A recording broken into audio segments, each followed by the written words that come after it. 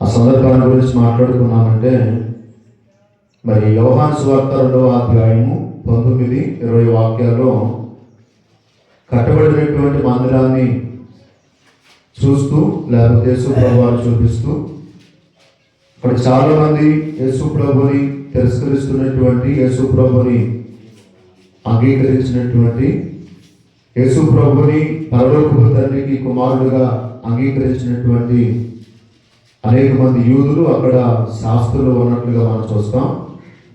యేసు ప్రభువారు కట్టడాన్ని చూపిస్తూ, ఈ మందిరాన్ని పడగొట్టి నేను 3 దినాల్లో లేపుతాను అని వారితో చెప్పిన తర్వాత వారు మాట్లాడుతున్న మాట ఏమిటి?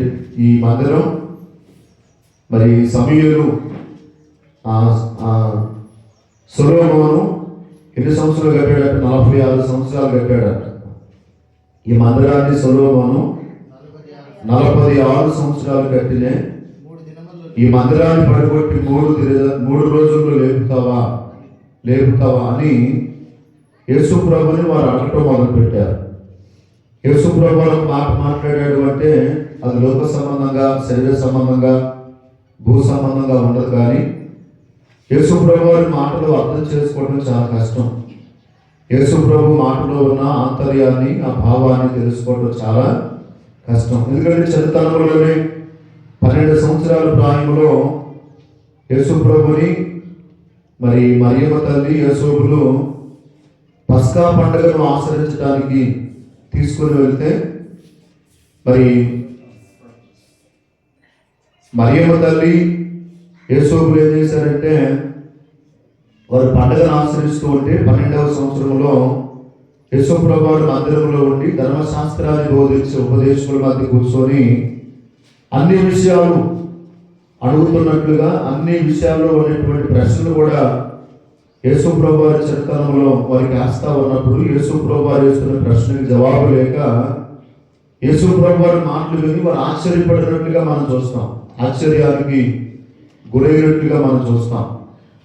ఎందుకంటే చిన్నతనంలోనే యేసు ప్రభువారు మాట్లాడుతున్నటువంటి మాటల్లో ఉన్న అర్థం పరమార్థం తెలియనటువంటి, తెలుసుకోలేనటువంటి ధర్మశాస్త్రాన్ని బోధించే ఉపదేశకుడు ఏమంటే ఆశ్చర్యపడినట్లుగా, మరి ఈయన తల్లి మరియే కాదా, ఈయన తల్లి యేసోబు కాదా, వీడు వడ్రంగి కుమారుడు కాదా అని యేసు ప్రభువారిని హేళన చేసినట్లుగా మనం చూస్తాం.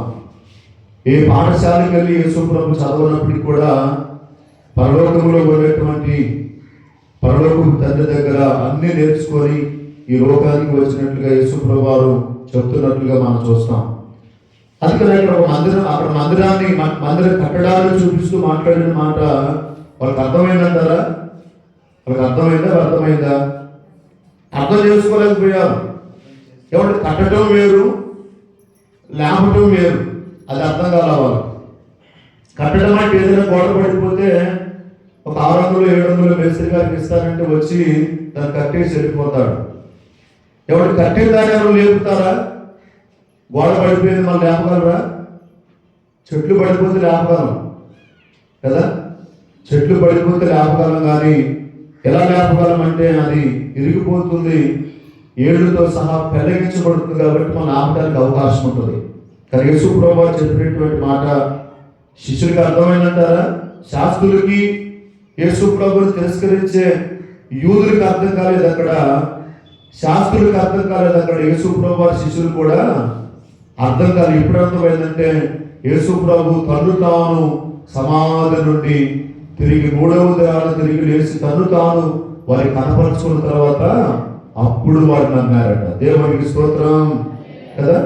అప్పుడు వారు నమ్మినట్టుగా మనం చూస్తాం. అందుకని ఈ మందిరాన్ని పడగొట్టి 3 దినాల్లో లేపుతాను అన్నాడు ఆయన. ఏమంటే అక్కడ అర్థం ఇస్తా ఉంది, ఆయన శరీరం అనబడే మందిరాన్ని లేపుతాడు అన్నటువంటి సత్యాన్ని అని చెప్పినట్టుగా వారు నమ్మలేదు అనేటువంటి విషయాన్ని కూడా పోయినటువంటి ఆదివారం పూట మనం వాటి గురించి మాట్లాడుకుందాం. ఈరోజు ఒక శ్రేష్టమైనటువంటి సందర్భాల గురించి మాట్లాడుకుందాం. భాష అంటే ఏమిటి, ఆ భాషలు ఎవరికి, భాష అంటే ఏమిటి, ఆ భాషలు ఎవరికి అనేటువంటి విషయాల గురించి ఈరోజు మనం క్లుప్తంగా సమయాన్ని బట్టి మనం కొద్ది నిమిషాలు మాట్లాడుకుందాం. సమయాన్ని గమనిస్తే 8:23 వస్తా ఉంది. ఇంకా చాలా మంది రావడానికి సిద్ధపడుతూ ఉన్నారు. కొంతమంది ఇప్పుడే వెళ్తాంలే, వాకింగ్ కూడా మొదలు పెట్టారు కదా, రేపు ఆలోచన చాలా మంది చేస్తూ ఉన్నారేమో. అలా ఆలోచించడం తప్పు. మరి ఇప్పుడే వాక్యం ప్రారంభించారు కాబట్టి రావడానికి సిద్ధంగా ఉన్నటువంటి వారు దైవ సన్నిధిలో ఉండాలని మీ అందరికీ మరొకసారి ప్రేమపూర్వకంగా తెలియజేస్తూ ఉన్నాను. భాష అంటే ఏమిటి, ఆ భాషలు ఎవరికి అనేటువంటి సందర్భాన్ని గురించి మనం మాట్లాడుకుందాం. ముందుగా లూకా సువార్త గురించి మాట్లాడుకుందాం. లూకా సువార్తలో ఉన్న కొన్ని విషయాలు మనం మాట్లాడుకుందాం. లూకా సువార్త 22వ అధ్యాయము. లూకా సువార్త 22వ అధ్యాయము. కొన్ని విషయాలు మనం చూస్తే 49వ వాక్యాన్ని చూద్దాం. ఆయన చుట్టూ 22వ అధ్యాయము 39వ వాక్యం. తరువాత ఆయన బయలుదేరి తన వాడుకు చొప్పున ఒలీవల కొండకు వెళ్ళగా శిష్యులను ఆయన వెంట వెళ్ళిరి. దేవునికి స్తోత్రం. అందరూ కూడా చెప్పకూడదాం ఒకసారి. అందరూ కూడా ఏమి స్మరపెట్టి దేవునికి స్తోత్రం. ప్రార్థన చేసుకున్నాం. ప్రేమ కలిగిన తండ్రి, పరిశుద్ధుడైన దేవ, స్తుతులు చెల్లిస్తూ ఉన్నాం. ఆయన మరొక ఆదివారం మా ద్వారా మీ నామానికి మహిమ, కీర్తి, ప్రభావాలు కలుగు నిమిత్తమై ఇంతవరకు కూడా నాయన మీ సన్నిధానంలో మమ్మల్ని మీ పాత్రలుగా, మీ పనిముట్లుగా వాడుకున్నారు. అందుని బట్టి స్తుతులు చెల్లిస్తూ ఉన్నాం. వచ్చినటువంటి వారిని దీవించండి, ఆశీర్వదించండి. మీ సన్నిధికి రావడానికి సిద్ధంగా ఉన్నా, మీ సన్నిధికి రావడానికి సిద్ధపడుతూ ఉన్నా ప్రతి మీ కుమార్తెని, ప్రతి మీ కుమారుడిని త్వరగా మీ ఆత్మను బట్టి వారిని కూడా మీ పాదాన్ని సన్నిధికి తీసుకుని వచ్చి వారి ద్వారా మా ద్వారా మీ నామానికి మహిమ తెచ్చుకోమని ప్రార్థన చేస్తూ ఉన్నాం. కొద్ది నిమిషాలు ఆయన మీ దాసుని మీ పక్షమందు నిలవబడుతూ ఉన్నాను. నన్ను కనుమరుగు చేయండి. నాలో మీరే ప్రతిష్ఠించబడి నా ద్వారా మీ నామానికి మహిమ తెచ్చుకోమని ప్రార్థన చేస్తూ ఉన్నాం. ఇదిగోనైనా మరి తండ్రి, కొద్ది నిమిషాలు మీ దాసుని మీ పక్షమందు నిలవబడుతూ ఉన్నాను. నాలో మీరుండి ఆయన కార్యం చేసి మీ నామానికి మహిమ తెచ్చుకోండి. చక్కని శ్రేష్టమైనటువంటి పాఠ్యాంశం ఆయన. మరి తండ్రి, భాష అంటే ఏమిటి, ఆ భాషలు ఎవరికి అనేటువంటి సందర్భాన్ని గురించి మీరు మాట్లాడుతూ లూకా సువార్త 22వ అధ్యాయము 39వ వాక్యంలో ఉన్న కొన్ని మాటలు మేము చదువుకున్నాం. చదివినటువంటి మాటల్లో ఉన్న శ్రేష్టమైనటువంటి అద్భుతకరమైనటువంటి అక్షర సత్యాలు, అక్షర భావాలు పరిపూర్ణంగా ముందుగా ఇతర దాసులకు తెలియచేసి నాతో కూడా వచ్చినటువంటి మీ పిల్లలతో ఆత్మదేవుడి సహాయంతో మాట్లాడి ఉదయకాల సమయం మందు మా అందరి ద్వారా మీ నామానికి మహిమ తెచ్చుకోమని యేసుక్రీస్తు వారి పేరిట ప్రార్థించి ఈ మానవులు అడిగిపోతే ఓ నామ తండ్రి, ఆమేన్. మరొకసారి మార్చుకుందాం. లూకా సువార్త 22వ అధ్యాయము 39వ వాక్యాన్ని చూస్తే, తరువాత ఆయన బయలుదేరి తన వాడుకు చొప్పున ఒలీవల కొండకు వెళ్ళగా శిష్యులను ఆయన వెంట వెళ్ళిరి. ఇక్కడ యేసుక్రీస్తు వారు చేసేటువంటి పనిని, ఎవరు యేసుక్రీస్తు ఈ లోకానికి వచ్చినటువంటి ఆ రోజు నుండి పరలోకానికి ఎత్తబడినటువంటి రోజు వరకు కూడా యేసుక్రీస్తు వారికి పరలోకపు తండ్రి ఏ పని అప్పగించాడో, ఏ పని కోసం యేసు ప్రభు ఈ లోకానికి వచ్చాడో ఆ పనిలో పరిపూర్ణంగా ఎవరిని నిమగ్నమై ఉన్నట్లుగా నిరంతరం ఆ పని కొనసాగించడానికి శక్తి వచ్చం లేకుండా నిస్వార్థంగా చేయడానికి, ఇష్టంగా చేయడానికి ఇష్టపడినటువంటి వాడు, తండ్రిని ప్రేమించినటువంటి వాడు, తండ్రి అప్పగించినటువంటి పనిని సంపూర్ణంగా ప్రేమించినటువంటి వాడు, చేసినటువంటి వాడు ఎవరంటే మన ప్రభు అయినటువంటి క్రీస్తునాథుడు. అందుకని ఇక్కడ ఎవరు యేసుక్రీస్తు వారు పగలంతా వాక్యాన్ని బోధిస్తూ ఉన్నాడు, పగలంతా అద్భుతాలు చేస్తున్నాడు, చనిపోయిన వారిని బ్రతికిస్తున్నాడు, కుష్ఠరోగులను బాగు చేస్తున్నాడు, పక్షవాయువుతో ఉన్నటువంటి వారిని స్వస్థపరుస్తున్నాడు, గుడ్డి వారిని కదిలిస్తున్నాడు, నోరు లేని వారికి నోరిస్తున్నాడు, చెవుడు వారికి వెలిగిన శక్తిని ఇస్తున్నాడు. శ్రేష్టమైనటువంటి పరలోకపు సత్యాన్ని అని ప్రకటిస్తూ ఉన్నాడు. పరలోక రాజ్యం సమీపించి ఉన్నది, మారు మనసు పొందండి. పరలోకం కావాలంటే మన మనసు మార్చుకోవాలి. మన మనసులో ప్రార్థన, పరిశుద్ధత, నీతి, వాక్యం ఉండాలి. ఏమంటే పరిశుద్ధమైనటువంటి సంగతులే హృదయంలో ఉండాలి. ఆ పరిశుద్ధతకు అనుకూలమైనటువంటి స్థితిని, ఆ జీవితాన్ని మనం కొనసాగించి లోకయాత్ర ముగిస్తే మనం పరదేశంలో ఉంటాము అన్నట్టు సత్యాన్ని యేసు ప్రభువు మనకు తెలియజేస్తున్నట్లుగా మనం చూస్తాం. అందుకనే ఎవరు పగలంతా యేసు ప్రభు శిష్యులతో కూడా ఉన్నాడు.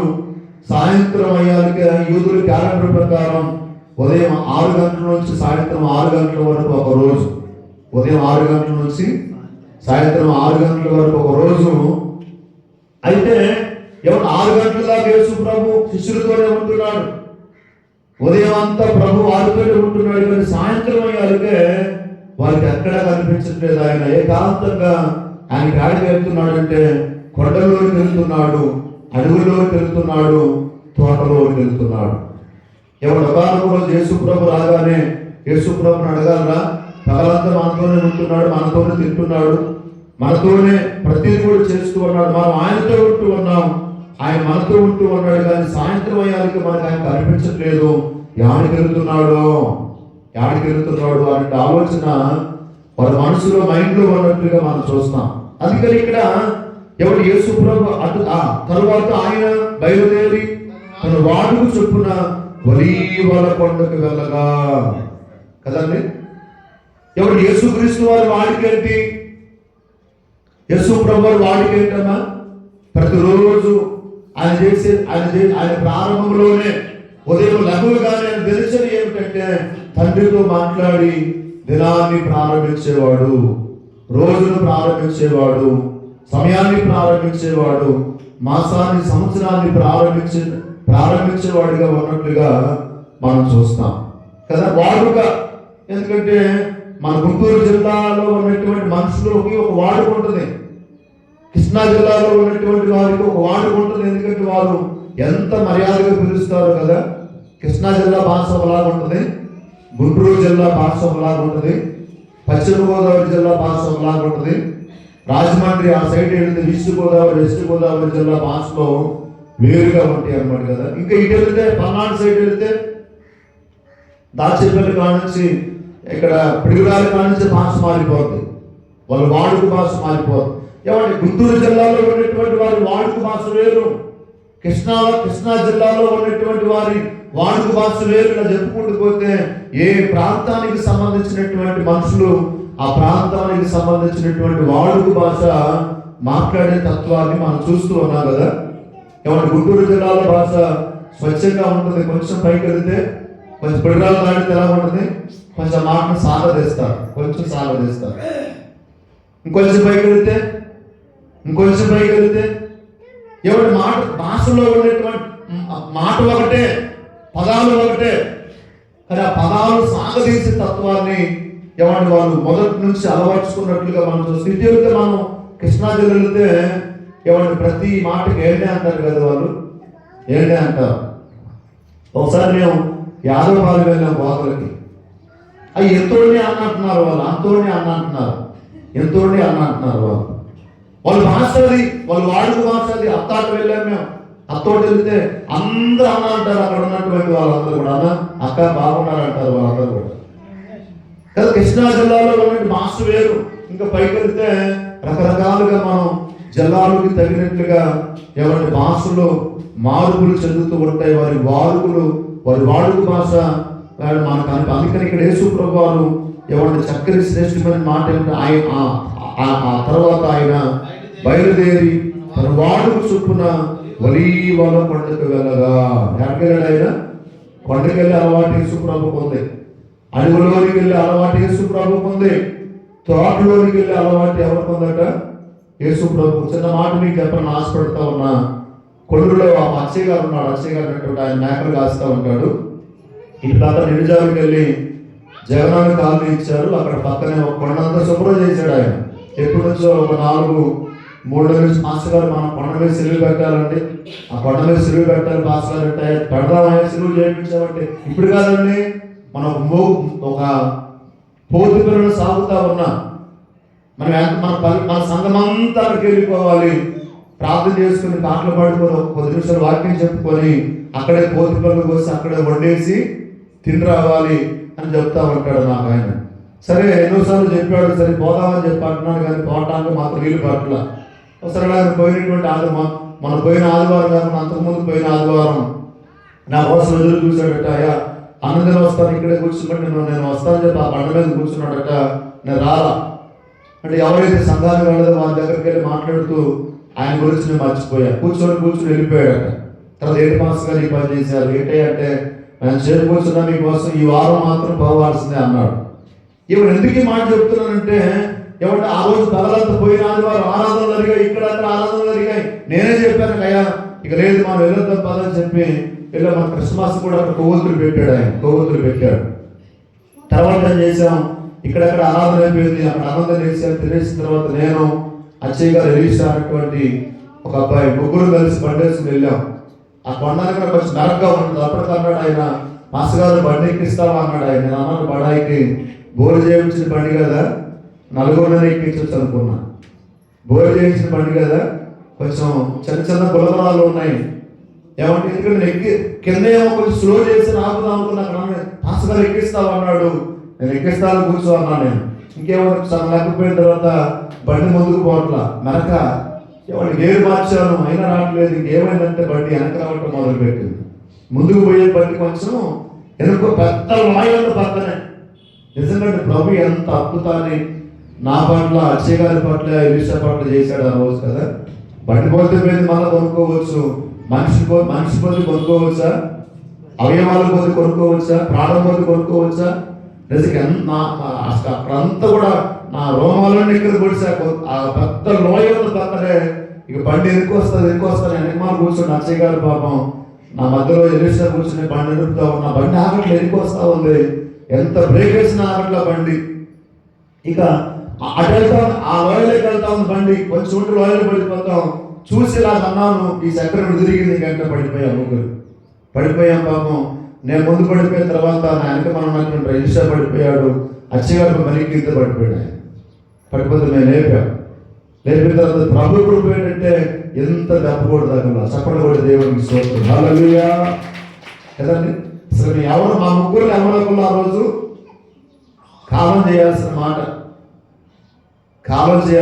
దేవుడు ఎంత కొరకు చూపించి, ఎవడు ఎంత కనికరు చూపించి, నిజంగా ఆ దినాన్ని అంటే దేవుడు ఇంకా మన ఆయుష్ని పొడిగించాడు కాబట్టి నిజంగా అక్కడే నిలబడి ప్రభా నీకు స్తోత్రం నాయన. బండి అక్కడ ఆపాం, కొండ ఎక్కాము. అంతే దెబ్బ కూడా దాకా పడిపోయి వేసాం, బండి కింద ఆపేసి కొండ ఎక్కాం. అంత శుభ్రం చేశాడు పాపం ఆయన బాగా. కొవ్వొత్తులు కూడా వెలిగించాడు. చూసి అక్కడ చిన్న ప్రార్థన చేసి కిందకు వచ్చిన సందర్భం. మేము కొండకి వెళ్ళామంటే ఆ కొండ మీద సిలువలు పెట్టాలని ఆలోచన ఉంది కాబట్టి పెడదాములే అని చెప్పడానికి వెళ్ళాను. మరి యేసు ప్రభు కొండకి ఎందుకు వెళ్ళేవాడు? యేసు ప్రభు తోటలోకి ఎందుకు వెళ్ళేవాడు? శిష్యుడికి అనుమానం వచ్చిందని యేసు ప్రభు ఏకాంతం కొండకి వెళ్తున్నాడంటే ఏదో ఆయన అక్కడ తింటున్నాడు, మనకు తెలియలేదు, దాచిపెట్టుకోండి. అక్కడ ఎవరి తోటలో ఎందుకు వెళ్తే ఏముంటాయి, అడవుల్లో ఏముంటాయి? అడవుల్లో ఏమంటే తినే ఆహార పదార్థాలు ఉంటాయి, అడవుల్లో కానీ తోటలో కానీ. ఆయన వాడుకు చొప్పున ప్రతిరోజు కొండకి వెళ్ళేవాడు ఆయన, ప్రతిరోజు తోటకి వెళ్ళేవాడు ఆయన, గెస్తేమని తోటలోకి వెళ్ళేవాడు ఆయన. తోటలో రకరకాల పళ్ళు ఉంటాయి. యేసు ప్రభు మనకు చెప్పకుండా తింటున్నాడు రాత్రంతా గడి పొద్దునే మళ్ళీ వస్తా ఉన్నాడు. అందుకని మనం క్యారేజ్ తీసుకొచ్చినా మీకు తెలియని ఆహారము నా దగ్గర ఉంది అంటున్నాడు. పళ్ళు తిని ఆయన కోసుకుని దాచిపెట్టుకుంటున్నాడు కదా. ఒకసారి సమరయ యేసు ప్రభు మాట్లాడుతూ ఉన్నప్పుడు వచ్చి బోధకుడా భోజనం తెచ్చాము తినమంటే ఆయన ఏమన్నాడు? మీకు తెలియని ఆహారం నా దగ్గర ఉన్నది, మీరే తినేయండి అన్నారు. అప్పుడు వారేమనుకున్నారు? యేసు ప్రభుకి ఎవరైనా క్యారేజ్ తీసుకొచ్చారేమో, చెప్తే అంత దూరం వెళ్ళి క్యారేజ్ తీసుకొచ్చేవాళ్ళు కాదు కదా. యేసు ప్రభు చేస్తున్నాడు.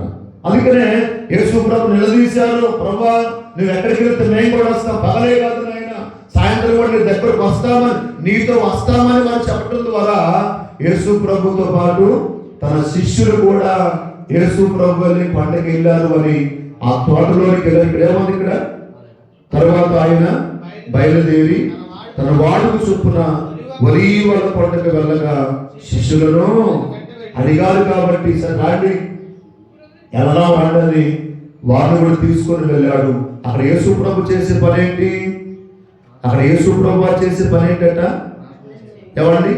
అదే లోకా సువార్త 22:42 వాక్యం చూస్తే 22:42 వాక్యం చూస్తే ఈ గిన్నె నా యొద్ద నుండి తొలగించుటకు నీ చిత్తమైతే తొలగించుము, అయినను నా ఇష్టము కాదు నీ చిత్తమే సిద్ధించునుగాక అని ప్రార్థించి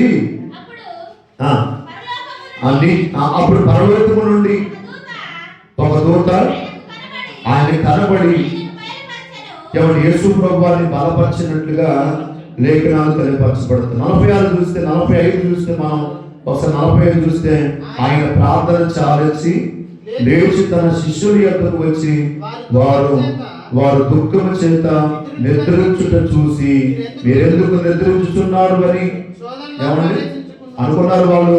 పగలంతా యేసు ప్రభు మనతో పనిచేస్తూ ఉన్నాడు, కష్టపడుతున్నాడు కదా, ఆయన తోటలోకి ఎందుకు వెళ్తున్నాడు అంటే మంచిగా నిద్రపోవటానికి కదా. తోటలోకి ప్రభు ఎందుకు వెళ్తున్నాడు? నిద్రపోవటానికి. కొండకి ఎందుకు వెళ్తున్నాడు? నిద్రపోవటానికి అనుకున్నారు వాళ్ళు అంతే. యేసు ప్రభు అంటున్నాడు మీరు కూడా అదే కదా. ఒకసారి మనం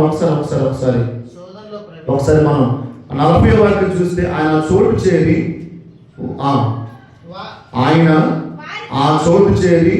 ఆయన వారితో మీరు స్వర్గంలో ప్రవేశించుకున్నట్లు ప్రార్థన చేయండి కదా. ఎవరు వాళ్ళు అనుకున్నారు యేసు ప్రభు పంటకు వెళ్తున్నాడు, తోటకి వెళ్తున్నాడు అంటే ఏదో పదార్థాలు తింటున్నాడు, పలహారం తింటున్నాడు. రెండవదిగా మంచిగా నిద్రపోయి వస్తున్నాడు రా. అందుకే యేసు ప్రభుకు నిద్రే రాకుండా మనకి నిద్ర వస్తూ ఉంది. కారణం ఏంటంటే మంచిగా నిద్రపోయేవాడికి నిద్ర రాదు, నిద్ర పానువాడికి నిద్ర వచ్చింది. వాళ్ళు అనుకున్నారు ఏకాంతంగా మనం కూడా యేసు ప్రభుతో నిద్రపోదామరా. అందుకని ప్రభా నీకు కూడా వస్తామన్నప్పుడు సరే రమ్మని చెప్పాడు. పోగానే వారికి ఏ పని అప్పగించాడు ఆయన. ఏ పని? మీరు సోదరులో ప్రవేశించుకున్నట్లు మెలకువగా ఉండి ప్రార్థించండి. అబ్బా మరి పేతురా నీకు ముందు చెప్పాను పో అడగొద్దునట్టు అడిగా. నీకు అన్ని విషయాల్లో దొరికే, నువ్వు పెద్దోడవే కానీ నీకు పెద్దనం ఇచ్చాడే కానీ దేవుడు నీకేం తెలియదురా.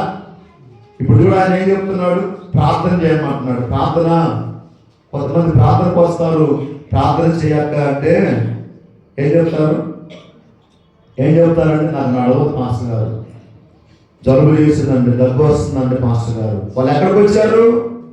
ప్రార్థనకు వచ్చి కూడా సాకులు చెప్పడం మంచి పైన.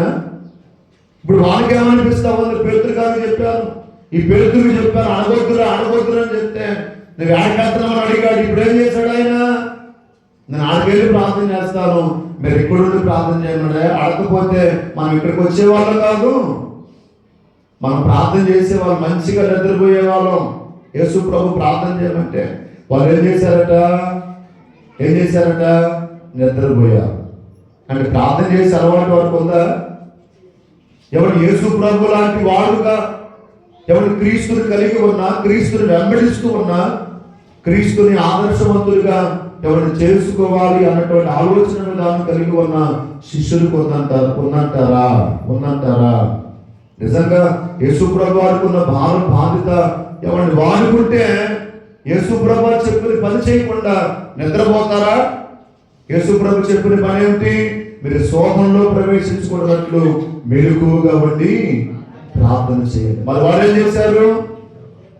వాళ్ళేం చేశారు? ఇక్కడ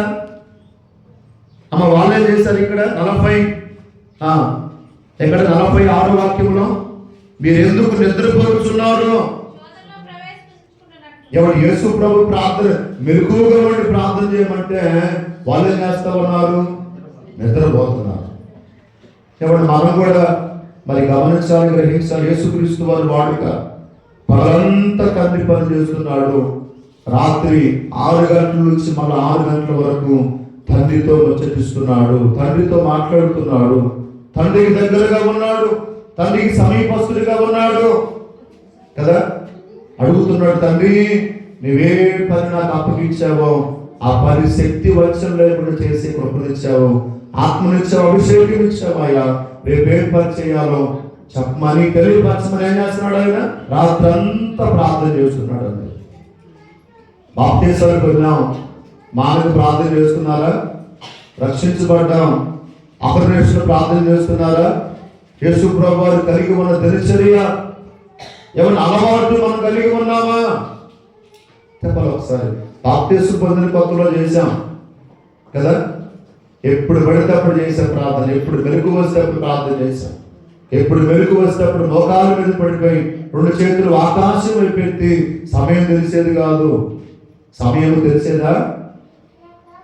ఎవరు మనం ప్రార్థన చేసే వాళ్ళం, ప్రార్థన చేయనటువంటి వారిని లేపి ప్రార్థన చేయించాం, మరి ప్రార్థన నేర్పించాం.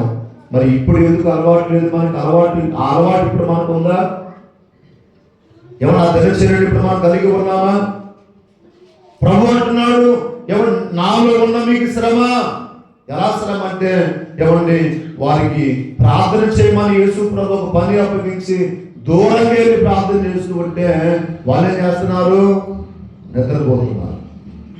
నిద్రపోతున్నారు కదా. మనం కూడా పగలంతా అలసిపోయాం. మొన్న చాలా ఆశ్చర్యం వేసి శుక్రవారం పూట నాకు ఉదయం నుంచి కూడా ప్రేరేపణ, నూతన సంవత్సరం మొదటి నెల ముగించడానికి సిద్ధంగా ఉంది ప్రభా. అంటే నెలలో 2 సార్లు చేయాలి అన్న ఆలోచన నిబంధన చేసుకున్నాను. పల్లెలో ఉన్నటువంటి, సంఘంలో ఉన్నటువంటి, ఇంట్లో ఉన్న వారి గురించి, ఇల్లు గురించి ప్రార్థన చేయడానికి నాకు మన శుక్రవారం ప్రేరేపించబడి 7 గంటలకు మొదలుపెట్టి 9 గంటల 7 నిమిషాలకి ప్రార్థన ఆపితే ఒక్కరు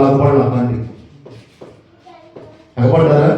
అందరు ప్రార్థన వింటున్నారే కానీ నేను కూడా వెళ్ళి పాస్టర్ గారు చేస్తున్న ప్రార్థనలు ఏకీభవించాలి. పాస్టర్ గారికి దేవుడు ఏ పని అప్పగించాడో అదే దేవుడు నాకు కూడా ఆ పని అప్పగించాడు. నేను కూడా వెళ్ళి పాలి భాగస్తురాలు కావాలి, పాలి పంపులు పొందాలన్న ఆలోచన ఎవరు కలిగి ఉండి వస్తారేమో కళ్ళు తెరిచి చూస్తే ఎవరు వచ్చారు? సామెలు వచ్చిన తర్వాత 9 గంటల 7 నిమిషాలకి మరిబాబు వచ్చాడు, 9 గంటల 7 నిమిషాలకి లేఖన వచ్చిన తర్వాత కావ్య వచ్చింది. కావ్యనా దివ్య. తర్వాత పాట పాడి ముగించుకొని మేము ఇంటికి వెళ్ళిపోయాము. అదే అంటారా? అంటే పాస్టర్ గారు ప్రార్థన చేస్తామంటే మా ఇంటికి మెచ్చిన చేస్తాడో లేదో అని వింటూ కూర్చున్నారే కానీ, వింటూ ఎవరైనా పనులు చేసుకుంటూ ఉన్నారే కానీ దైవ సన్నిధికి రావటానికి మాత్రం నాకు చాలా ఆశ్చర్యం వేసిన రోజైతే. అందరూ చెప్పుకున్నారేమో కదా, అందరూ మాట్లాడుకున్నారేమో, అందరూ ఎవరు పామాకున్నామా? మన మందిరంలోకి వెళితే మన ఇంటి పేరు చేస్తున్నాడో తెలియదు కాబట్టి మనం అందరూ ఇల్లు కాడుందామని చెప్పుకున్నాను. నేనేది అనుకున్నా అంతే కదా. అందుకని యేసు ప్రభు మనకి ఏ భారాన్ని పెట్టాడో, ఏ బాధ్యతను పెట్టాడో, యేసు ప్రభు మీద తండ్రి ఏ భారాన్ని పెట్టాడో యేసయ్య అదే భారాన్ని మన మీద పెట్టినట్లుగా మనం ఆలోచించాలి, గ్రహించవలసిందిగా. మనం చేస్తూ ఉన్న పండుగలు యేసు ప్రభు నిద్రపోతున్నాడని ఆలోచించారు, తోటకెళ్ళి యేసు ప్రభు బాగా తింటున్నాడని ఆలోచించారు. కానీ తీరా కొండకు వచ్చి తోటకు రాగానే యేసు ప్రభు చేసే పని ఏంటట? యేసు ప్రభు చేసే పని ఏమిటట చెప్పాలి. ఏ పని చేస్తున్నాడు ఆయన? ఏమంటే ప్రార్థన చేసే పని. అందుకని ఇక్కడ అన్నాడు, ఇక్కడ 41వ వాక్యంలో వారి యొక్క నుండి రాతి వేతంత దూరం వెళ్ళి మోకాలుని యేసు ప్రభు ప్రార్థన చేస్తున్నాడు. ఎక్కడికట? వారిని ఇక్కడ కూర్చోబెట్టాడు, ఇక్కడ నుండి మీరు ప్రార్థన చేయండి. అక్కడ నుండి రాయి విసిరేస్తే ఎంత దూరం వెళ్ళిద్దో కదా, అక్కడే ఉండి ఆయన కూడా ప్రార్థన చేయొచ్చుగా. ఎవరు కలిసి ప్రార్థన చేయొచ్చు కదా అక్కడే ఉండి. ఎవరి శిష్యులతో పాటు యేసు ప్రభు కూడా ఉండి వారితో కలిసి ప్రార్థన చేయొచ్చు కదా, కానీ చెయ్యొచ్చు. కానీ ఆ రాత్రే యేసు ప్రభు అప్పగించబడటానికి సిద్ధపడుతున్నాడు. పరలోకపు తండ్రి యేసు ప్రభు నిమిత్తం ఏ నిబంధన, ఏ ఆలోచన విధానం కలిగి ఉన్నాడో అవన్నీ దగ్గరకు వస్తూ ఉన్నాయి. ఇంక కొన్ని గడియల్లో, కొన్ని నిమిషాల్లో యేసు ప్రభు పాపిష్టి మనుషులకి అప్పగించబడటానికి సమయం ఆసన్నమైంది కాబట్టి వారి దగ్గర ఉండకుండా ఎక్కడికి వెళ్ళాడు ఆయన? ఏమన్నా రాయి అదే అంటాడు ఇక్కడ ఏముంది 41వ వాక్యంలో వారి యొద్ద నుండి రాతి వేతంత దూరం వెళ్ళి, రాతి వేతంత అంటే నేను రాయి విసిరేసి ఎంత దూరం వెళ్ళిద్దాం అంత దూరం వెళ్ళి ప్రార్థన చేశాడు ఆయన. ఇక్కడ నుండి రాయి విసిరేస్తే నేను విసిరేసి తయారు వెళ్ళిద్దా బస్ దాకా వెళ్ళిద్దాం. ఇప్పుడు ఎక్కడ దాకా వెళ్ళింది? ఇక్కడ నుండి రాయి విసిరేస్తే బస్ దాకా వెళ్ళి వాళ్ళు ఇక్కడ ఉన్నా నేను బస్ దగ్గరికి వెళ్ళి ప్రార్థన చేస్తామన్నా.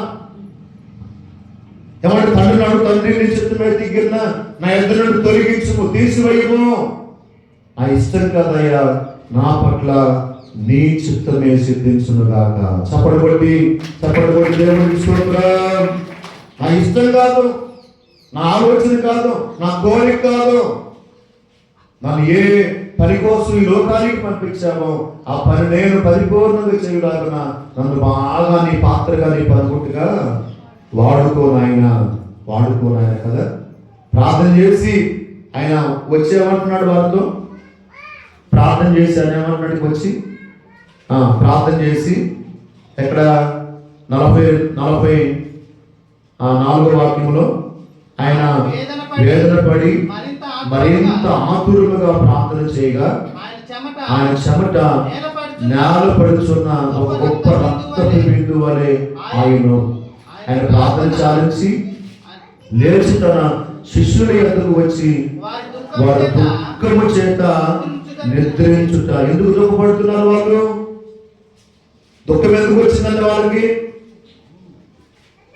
పాస్టర్ గారు ఎప్పుడు ప్రార్థన చేయమన్నారు, ఎప్పుడు ఇక్కడ నుంచి పాస్టర్ గారు కనపడకూడదు, రారా బాధలు నేను రాను పాస్టర్ గారు తెలియనప్పుడు వచ్చే కానీ ఇప్పుడు తెలిసింది పాస్టర్ గారు నేను మాత్రం రానన్నది అన్నట్టు. ఎందుకని నువ్వు ప్రార్థన చేస్తావు, నన్ను ప్రార్థన చేయమంటావు కదా. ఇంట్లో ఉన్నటువంటి వాడు మాయి ఆనందంగా ప్రార్థన చేసుకో, నీళ్ళు తాగుతున్న ప్రార్థన చేసుకో, అవునా కదా. ఎవరు ఆ ప్రతిరోజు చెప్తుంటే వాళ్ళకి ఇసుకేసి ఏడుస్తారు, ఏడుస్తారు, ఆనందంటారు, బాగా నిద్రపోతారు. ఇక మెరుగు ఉంటుందా? మీరు అందుకని ఇక్కడ ఏమంటున్నాడు, యేసు ప్రభు ఒక పని అప్పగిస్తే ఆ పని చేయలేక వాళ్ళు ఏడ్చారట. ఎవరు ఏడ్చారట? యేసు ప్రభు చెప్పాడు, మీరు సోదరులో ప్రవేశించుకున్నట్లు మెరుగుపడి ప్రార్థన చేయమని, వారికి ప్రార్థన చేయమని పని అప్పగించి రాయి విసిరేస్తే ఎంత దూరం వెళ్తుందో అంత దూరం వెళ్ళి ప్రార్థన చేసి వచ్చారికే వాళ్ళు ప్రార్థన చేస్తున్నారా, నిద్రపోతున్నారా? నిద్రపోయేవాడికి నిద్రపోవటమే అలవాటు, ప్రార్థన చేసేవాడికి ప్రార్థన చేయటమే అలవాటు. చెప్పడం దేవునికి స్తోత్రం కదా. ఆత్మల గురించి ఆలోచించేవాడు నిద్రపోడు, ప్రార్థన గురించి ఆలోచించేవాడు, పరిశుద్ధత గురించి ఆలోచించేవాడు, ఎవరిని కుటుంబాల గురించి, కుటుంబాల్లో ఉన్న వ్యక్తుల గురించి ఆలోచించేవారు నిద్రే పట్టదు. ఒక పని గురించి ఆలోచిస్తే నిద్ర పట్టిద్దంటారా? నిద్ర పట్టిద్దంటారా? చెప్పాలి ఒకసారి. నిద్ర పట్టిద్దా? ఏంటయ్యా నిద్రపోవు? ఏం ఆలోచిస్తున్నావు? ఆలోచిస్తే నిద్ర పట్టదు, ఆలోచిస్తే నిద్ర పట్టదు కదా. కానీ ఆత్మల గురించి నువ్వు ఆలోచిస్తే కంపల్సరీగా నిద్ర పట్టింది, మంచిగా నిద్రపోతారు. అందుకని ఇక్కడ అదే అంటారు, ఇక్కడ ప్రార్థన చేసి శిష్యుల దగ్గరకు వచ్చేసరికి వాళ్ళు ఏం చేస్తారంట, వారు దుఃఖము చేత నిద్రించుట చూసి మీరు ఎందుకు నిద్రించుతున్నారు, సోదరులో ప్రవేశించుకున్నట్లు లేచి ప్రార్థన చెయ్యండి అని వారితో చెప్పాను. ఆయన ఇంకను మాట్లాడుచుండగా ఇదిగో జనులు గుంపులుగా వచ్చి 12 మందిలో ఏమిటి ఇక్కడ కదా అంటే యేసుక్రీస్తు వారు అప్పగించబడతాడు అని యేసు ప్రభువుకు తెలిసే ఆయన చెమట రక్తపు బిందుగా మారేంత వరకు ప్రార్థన చేసినట్లుగా లేఖనాలు తెలియపరచబడతాం. ఎప్పుడు గమనించండి, ఎందుకంటే మనం 2025 సంవత్సరం 25వ తారీఖు మొదటి నెల ప్రభు మనకిచ్చాడు. అందరం కూడా ప్రార్థన స్థితిని కలిగి ఉన్నాం, ప్రార్థనతో సత్సంబంధాన్ని కలిగి ఉన్నాం. యేసు ప్రభు ఎవరు? యేసు ప్రభుని కలిగి ఉంటే మనకి ఏమి ఇస్తాడో, యేసు ప్రభుని కలిగి ఉంటే మనం ఏం పొందుతామో, ఏమి ఆశీర్వాదాన్ని పొందుతామో ఆ విషయాలు మొత్తం కూడా మనం తెలుసుకుంటూ ఉన్నాం, ఆలోచన చేస్తూ ఉన్నాం. అందుకనే రోజుకు వచ్చేసి 24 గంటలు, 24 గంటల్లో 4 గంటలైనా మనం ఏం చేయాలి? పోయినసారి 10 గంటలు ప్రార్థన చేయమన్నా. ఎన్ని గంటలు? 10 గంటలు ప్రార్థన. ఇప్పుడు ఏం చేస్తున్నా? 6 గంటలు తగ్గించి ఇప్పుడు ఏం చెప్తా ఉన్నా? 4 గంటలు ప్రార్థన చేయండి. ఎన్ని గంటలు? 4 గంటలు. 4 గంటలు మనం ప్రభువుతో ఉండగలిగితే, ప్రార్థనతో సత్సంబంధాలు కలిగి ఉండగలిగితే, వాక్యమై ఉన్నటువంటి యేసుతో మనం సత్సంబంధాలు కలిగి ఉండగలిగితే, మిగిలినటువంటి ఆ 12 గంటలు కదా, 12 గంటలు 10 గంటలు మనకి ఇస్తాడు. ఎందుకంటే మనం 2 గంటలు ప్రార్థన చేస్తున్నారు కదా, 2 గంటలు చేస్తున్నారా? రోజుకు వచ్చేసి 7 గంటలు, 12 గంటలే కదా, 12 గంటలు 2 గంటలు ప్రార్థన చేస్తున్నారా? అన్నం ముందు ఒకసారి ప్రార్థన, తర్వాత మధ్యాహ్నం ఉదయం ఇడ్లీ తింటా ప్రార్థన చేసుకుంటున్నారా? ఇడ్లీ తినేటప్పుడు, పూరి తినేటప్పుడు, లేకపోతే దోశ తినేటప్పుడు ప్రార్థన చేసుకుంటున్నారా? మధ్యాహ్నం అన్నం తింటా ప్రార్థన చేసుకుంటున్నారా? సాయంత్రం అన్నం తింటా ప్రార్థన చేసుకుంటున్నారా? పడుకోబోయే ముందు ప్రార్థన చేసుకుంటున్నారా? లేచే ముందు ప్రార్థన చేసుకుంటున్నారా? ఎవరి పని ప్రారంభించబోయే ముందు ప్రార్థన చేసుకుంటున్నారా? పాస్టర్ గారు ఇన్నిసార్లు ప్రార్థన పాస్టర్ గారు కదా. మనం ఎన్నిసార్లు అయినా ప్రార్థన చేయాలి. మనం క్షేమంగా, ఆనందంగా, సంతోషంగా ఉన్నామంటే వారి కృపే కదా, వారి కనికరమే కదా. అందుకనే ఏమన్నా శోధన తీసివేసేది ప్రార్థన చేయకపోతే వచ్చేది శోధన ఉంటే ప్రార్థన చేస్తే శోధన తీసివేయబడుతుంది. నువ్వు ప్రార్థన చేయకపోతే వచ్చేవి శోధనలో. అందుకే ప్రభు అన్నాడు, మీరు శోధనలో ప్రవేశించుకున్నట్లు మెలుగుగా ఉండి ప్రార్థన చేయండి అన్నాడు కదా. మన సబ్జెక్ట్ ఏంటి ఈరోజు? మన అంశం ఏమిటమ్మా? సమయం కూడా అయిపోయింది. మన అంశం ఏమిటి ఈరోజు? ఏమండి? భాష అంటే ఏమిటి? ఆ భాషలు ఎవరికి?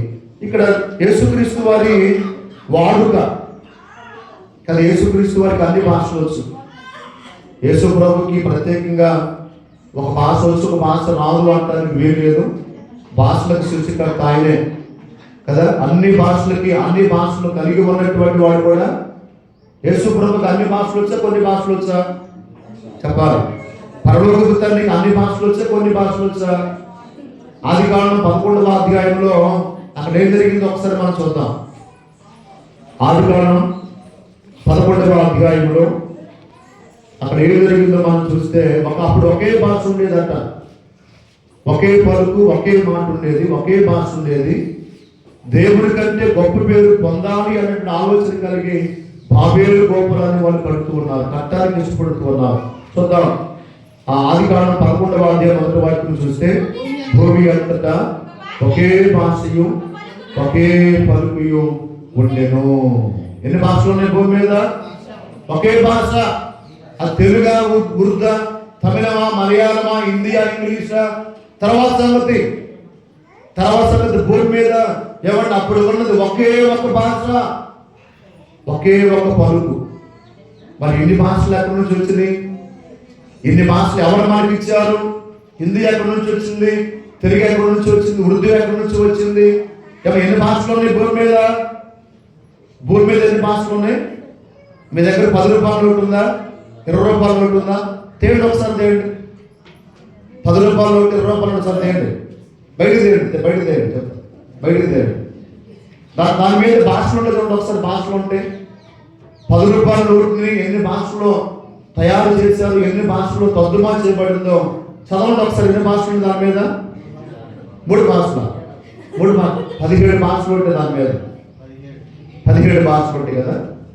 అంటే 17 భాషల్లో 20 రూపాయల నోటు ముద్రించబడింది, 10 రూపాయల నోటు ముద్రించబడింది. ఎన్ని భాషలు అంట? 17 భాషలు. ఈ 17 భాషలు ఎక్కడి నుంచి వచ్చినాయి? ఏమంటే బైబిల్ చెప్తా ఉంది, బైబిల్లో ఉన్న దేవుడు చెప్తా ఉన్నాడు. అప్పుడు ఈ భూమి మీద ఒకే భాష ఉండేదట, ఒకే పలుకు ఉండేదట. మరి ఒకే భాష ఉంటే భాష గారు ఈ 14 భాషలు ఎక్కడి నుంచి వచ్చినాయి అండి? మీరు చెప్పగలరు ఎక్కడి నుంచి వచ్చినాయో? చెప్పాలి. ఎక్కడి నుంచి వచ్చినాయమ్మా? ఎక్కడి నుంచి వచ్చినాయి చెప్పాలి. ఎక్కడి నుంచి వచ్చినాయి? మనకు ఎవరు నేర్పించారు? మనం ఎలా నేర్చుకున్నాం? మనకు నేర్పించిన వాడెవడు, ఇన్ని భాషలు ఉన్నాయని మనకు చెప్పిన వాడెవడు, తెలియజేసిన వాడెవడు? అదే బైబిల్లో మనం పరిశీలించగలిగితే అది ఆదికాండం 11వ అధ్యాయము ఒకసారి మనం చూస్తే 5వ వాక్యం చూద్దాం. యెహోవా నరుల కుమారుడు కట్టిన పట్టణమును గోపురమును చూడదిగి వచ్చును. అప్పుడు యెహోవా, ఇదిగో జనము ఒక్కటే, వారందరికి భాష ఒక్కటే, వారు ఈ పని ఆరంభించి ఉన్నారు. ఇక మీదట వారు చెయ్య తలంచిన ఏ పనైనను చేయకుండా వారికి ఆటంకము ఏమీ ఉండదు. గనుక మనము దిగిపోయి వారిలో ఒకరి మాట ఒకరికి తెలియకుండా అక్కడ వారి భాషలు తారుమారు చేసను. చెప్పబడి దేవుడికి స్తోత్రం. ఏం చేశాడు? మనందరికి ఒకే భాష, తెలుగు మాత్రమే వచ్చు. ఏమంటే ఒకే మాట, ఒకే భాష, ఒకే పలుకు. మనకు తెలుగు మాత్రమే. ఈ భూ ప్రపంచంలో మన ప్రతి ఒక్కరూ తెలుగే మాట్లాడతారు. కానీ మనం చేసే పని, నువ్వు చేసే పని నాకు తెలుస్తుంది, నేను చేసే పని నీకు తెలుస్తుంది. కానీ దేవుడికి ఏమంటే దేవునికంటే మనం గొప్పవాడు కాదు, దేవుడే గొప్పవాడు. అందుకనే ఇప్పుడు నా భాష నీకు తెలియకూడదు, నీ భాష నాకు తెలియకుండా దేవుడు ఏం చేశాడు? అక్కడ నా భాష తారుమారు చేశాడు, నీ భాష తారుమారు చేశాడు. అంతకుముందు ఇద్దరు తెలుగు మాట్లాడే వాళ్ళం. నేను తెలుగు మాట్లాడుతున్నా, నువ్వు ఉర్దూ మాట్లాడుతున్నావు. నీకు తెలుగు రాదు, నాకు ఉర్దూ రాదు. అర్థమైందా? అప్పుడు అర్థమైంది చెప్పండి ఒకసారి. ఏమంటే భాషలు తారుమారు చేయకముందు ఒకే భాష, ఒకే పలుకు ఉండేది భూమి మీద. కానీ బాబేలు గోపురం కట్టి దేవుని కంటే గొప్ప పేరు సంపాదించుకుందాం రండి కదా. భాష ఒక్కటే, పలుకు ఒక్కటే. కానీ దేవుడు భూమి మీదకి వచ్చి భాషలను తారుమారు చేయటం ద్వారా ఆ బాబేలు గోపురం మధ్యలోనే ఆగిపోయింది, కట్టడం మానేశాడు. ఇక నా భాష వాడికి అర్థం కావట్లా, వాడి భాష నాకు అర్థం కావట్లా కదా.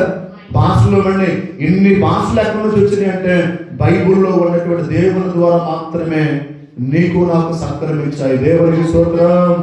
ఇక్కడ ఒకళ్ళు 4 భాషలు మాట్లాడతారు, మనలో ఒకళ్ళు 5 భాషలు మాట్లాడతారు, ఒకళ్ళు ఎవరు ఎన్ని భాషలోనే అన్ని భాషలు మాట్లాడతారు. నాకు తెలుగు వచ్చు, హిందీ రాదు కదా. ఒక భాష నాకు వచ్చు. కొంతమందికి తెలుగు వచ్చు, హిందీ వచ్చు, ఇంగ్లీష్ వచ్చు, తమిళం వచ్చు, మలయాళం వచ్చు. పివి నరసింహరావు గారి గట్ట 17 భాషలు వచ్చాట. ఎవరికి? పివి నరసింహరావు గారికి ఎన్ని భాషలు వచ్చాట? 17 భాషలు. అంటే అన్ని భాషలు వచ్చాయి ఆయనకి. కొంతమందికి వచ్చు. నైపుణ్యత దేవుడు వారికి ఇచ్చాడు. అందుకనే ఎవరిని గమనించవలసిందిగా దేవుడి సావుకుడిగా మనం చేస్తూ దైవ చిత్తం అయితే వచ్చే వారం క్లుప్తంగా మనం భాష అంటే ఏమిటి, ఆ భాషలు ఎవరికి, అన్యులుగా, విశ్వాసులుగా, మందిరానికి రానివారుగా, మందిరానికి వచ్చేవారుగా. పరిశుద్ధాత్మ ఒక వ్యక్తి మీదకి వస్తే అవేవో తెలియని భాషలు మాట్లాడతారు కొంతమంది. బైబిల్లో లేని భాషలు, భూ ప్రపంచంలో లేని భాషలు మాట్లాడతారు. కాకా అంటారు, కీకీ అంటారు కదా. ఏమండి? బాబా అంటారు. ఇంకా చాలా ఉన్నాయి భాషలు. అంటే పరిశుద్ధాత్మ దేవుడు వస్తే ఇంకా ఆ భాష మాట్లాడతారా? ఆ భాష బైబిల్లో లేదు. భూ ప్రపంచంలో ఏమండి పరిశుద్ధాత్ముడు వస్తే అలా మాట్లాడేవారు భాష మీ దగ్గర చాలా మంది దగ్గర టచ్ ఫోన్లు ఉన్నాయి. ఆ భాష బాబా భాష పట్టండి వచ్చిద్దా? ఆ భాష సెల్ ఫోన్లో ఉందంటారా? అంటే పిచ్చిదారా ఈ భాష దాంట్లో లేదంటుంది. పిచ్చోడా ఆ భాష దాంట్లో లేదంటుంది. మనకు తెలియని భాషలు మాట్లాడేవారు చాలా మంది ఉన్నారు. ఒకవేళ నిజంగా భాష మాట్లాడేవాడు ఏం చేయాలి? దానికి అర్థం చెప్పాలి. అర్థం చెప్పకపోతే నీకు ఎన్ని భాషలు వచ్చినా నువ్వు మౌనంగా కూర్చోవాలి. చెప్పబడి దేవునికి స్తోత్రం. దైవచిత్తం అయితే వచ్చేవారు క్లుప్తంగా వాటి గురించి లోతులోకి వెళ్ళి వాటి గురించి మనం ధ్యానం చేద్దాం.